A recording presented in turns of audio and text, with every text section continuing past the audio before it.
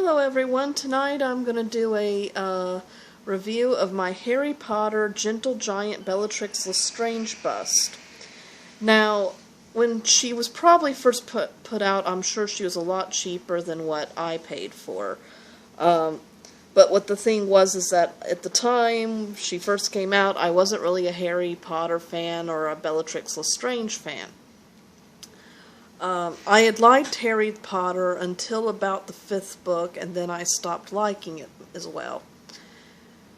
Then I was curious about how it was going to end, so I watched the 7th movie, and I really liked the 7th movie, both parts.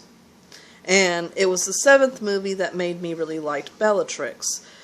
Bellatrix Lestrange doesn't really have a really big role, particularly in the books. I think the movies gave her a little more of a role. And I think Helena Bonham Carter was mainly responsible for making her likable. So, anyway, I had been going back and forth with these busts when I finally started becoming a fan. And for one thing, I'm a recovering collector. I used to collect, and it got to the point where everything I owned there was no more shelf space, and I had stuff on the floor. And one day I said, okay, this is getting out of control. So I sold off all my stuff. And I said, I'm not going to collect anymore. But every so often, when you're a collector at heart, it's kind of hard to totally go without. But these days I'm saying, I really ask myself, okay, do I really, really want this, And do I have a place for it? And if I answer yes to both questions, then I'll usually, get it. So with this, I kept going back and forth. They were quite expensive by the time I became a fan. And I said, well, maybe once Harry Potter becomes a little less popular, maybe they'll go down in price. Well, I found that with things that are limited edition, that doesn't tend to happen. There were only 2,500 of these busts. So even if people lose interest in Harry Potter, they may still want it because it's Gentle Giant. So I finally found one on Amazon. It was $169. And, but that was pretty cheap for what it was, because on eBay it was going for nearly $200. So I decided, well, I'll get it. So, here's the front of the box. And, they show Helena Bonham Carter as Bellatrix. And it has a little window so that you can see the figure in it.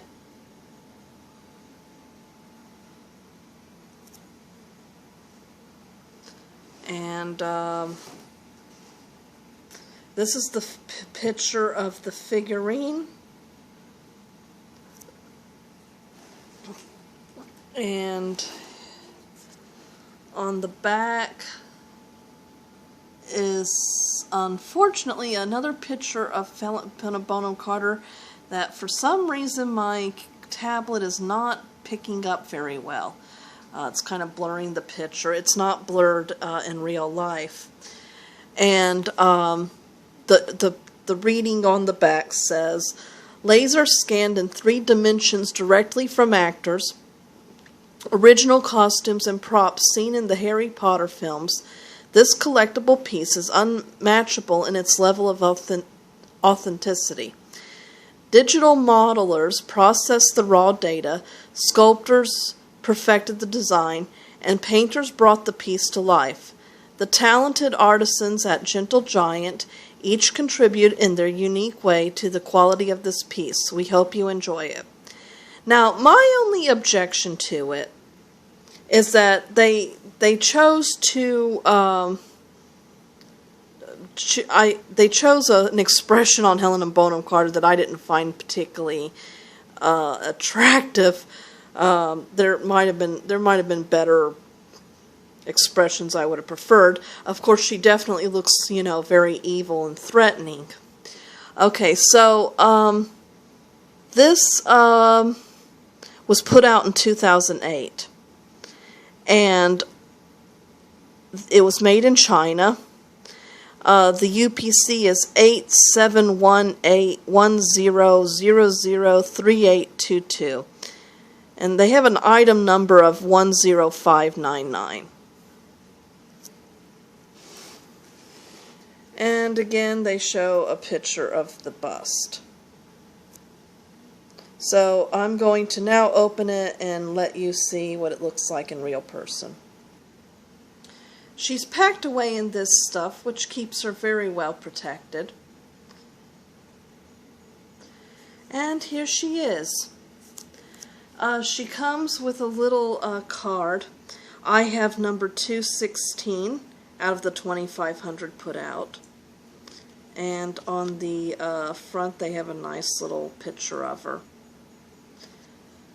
I wonder, you know, does the person who has the first one and the person that has the 2,500, the number 2,500, I wonder if theirs is more valuable than all the others that are put out. So, I'll give you some nice details. On the bottom, they again put down that it's number 216 and other information. I'll tip her up for you. This is her face. A lot of people said that they did a good, they did a good job in getting Helena Bonham Carter expression. You know, it looks a lot like her. It probably does look like Helena Bonham Carter. It's just that it looks like her when she's making her weird faces, and so, which of course it makes her, you know, very scary and all that. It's interesting the difference between the left and right eye. You know, they look like they're staring in different directions. But the detail is really nice. You can kind of see they have like graying highlights. The fingernails, the hand, she has like this bird-like claw. The fingernails are really nicely done, and the wand. Now, some people claim that you have to be careful with some of these thinner areas, like the wand, because it is easier for them to break off. And I imagine that is probably oh so true of her little braids. Sorry, folks, my mom was complaining about the cat. After being given his own blanket, he sat on our laundry, so, like cats like to do. Anyway, back to Bellatrix. Look at the detail of the clothing. That is really nice. And the hair, how it's kind of in motion. And little details like her bird skull necklace. And the kind of, well, the designs on her dress. And then she has this corset that it looks like it was Frankenstein, you know, like she took bits of leather and made her own thing. At the bottom, you kind of see something that kind of looks like rock. I imagine it probably is. I think if I remember that scene in Order of the Phoenix, it was Order of the Phoenix, yeah. They're fighting in this kind of gray, rocky place. So I think what it's supposed to look like is that she's behind a rock. So, yeah, it even has the kind of slight indentation of the armpits. I mean, that is detail, you know. And, you know, little jewelry, a ring there, the sleeve. And I believe, oh, it's the other hand that has a thumb ring. And at the back, you know, her hair flowing is in, you know, flight. That is one thing I have to admit. The hair of the sculptor is a little better managed. You know, it's, you know, the thing about Bellatrix is that she has this wild hair that always seems a little bit unruly. Oh, excuse me, folks. I ate a bean burrito. But that is one thing about the sculpture, is that, you know, her hair, everything's kind of in place in a way that Bellatrix's hair never seems to be. And, oh, I didn't know if you know, I forgot to point this out, but down here there's this one lone braid, which unfortunately doesn't show up too well on the camcorder. You see the hood, her Death Eater hood, and again, and this actually feels like string. It feels like you can move it, but I don't think you can. Again, like the stitchery, like her, you know, her clothes have been torn and she's kind of sewing it back together, or it's some strange style, you know. It's the hand on that's outstretched that really shows her claw-like hands, and details there particularly are great. And if you notice, she has a thumb ring, I believe, on this one. Yeah, that it seems to be. I don't know whether it's supposed to be. Is it supposed to be snakes or? Oh, I'm sorry, folks. I'm kind of. Well, I'm getting you out of. Oh, no, it seems to be a bird foot. I'm sorry, folks, I'm doing that again. It seems to be a bird foot. She seems to have this kind of obsession with birds. Oh, and the shadowing of her cheekbone there. So, it is a very handsome figure. And I believe, well, let me make sure. Oh, wait, I didn't need to. She's approximately about 10 inches tall. And from, when you measure her from that, that's another like 10 inches, I think. So I know, because I was trying to look for a case to put her in. I don't want to get her dusty, but I want to display her.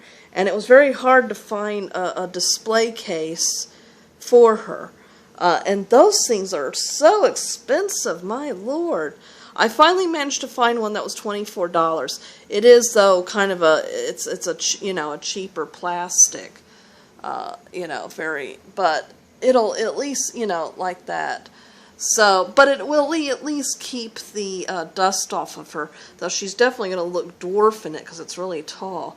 But to get to the dimensions, most of them were too small in width and length, and I needed, you know, one that would allow her to, that would give her plenty of, that wouldn't squash her wand and allow her to outstretch her arms like so.